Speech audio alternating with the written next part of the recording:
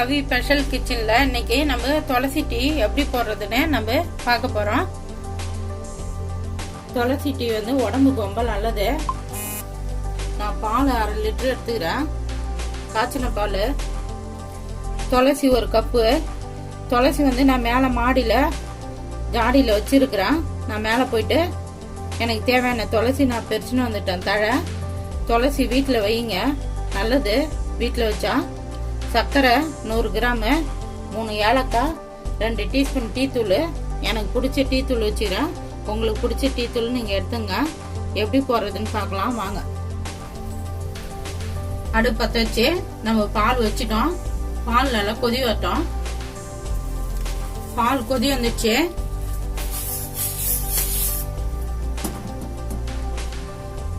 நம்ம 2 teaspoon tea தூள் போட்டுக்கலாம்.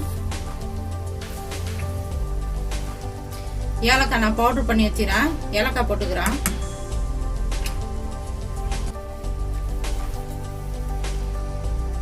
நம்ம துளசி 1 கைப்பிடி போட்டுக்கலாம்.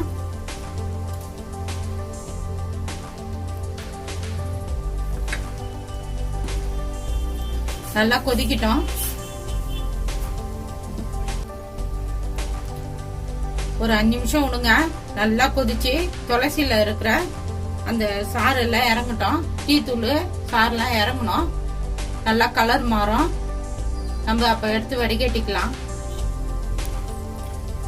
நம்ம துளசி டீ வச்சோம், ரெடி ஆகி போச்சு. நம்ம இப்ப இறக்கலாம். நம்ம சர்க்கரை போட்டுக்கலாம்.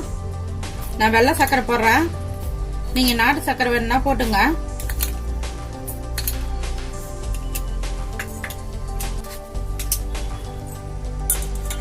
நம்ம டீ வடிகட்டிக்கலாம். நம்ம கிச்சன்ல நம்ம துளசி டீ போட்டோம், ரெடி ஆகி போச்சு. நான் எப்படி போட்டனோ அந்த மாதிரி போட்டு பாருங்க. துளசி டீ வந்து உடம்புக்கு ரொம்ப நல்லது. பனி காலத்துல எல்லாருக்கும் தொண்டை கட்டும், சளி பிடிக்கும். துளசி வந்து நல்லது உடம்புக்கு. டீ போட்டு பிள்ளைங்களுக்கு எல்லாம் கொடுங்க. இந்த வீடியோ பிடிச்சிருந்தா லைக் பண்ணுங்க, ஷேர் பண்ணுங்க, சப்ஸ்கிரைப் பண்ணுங்க.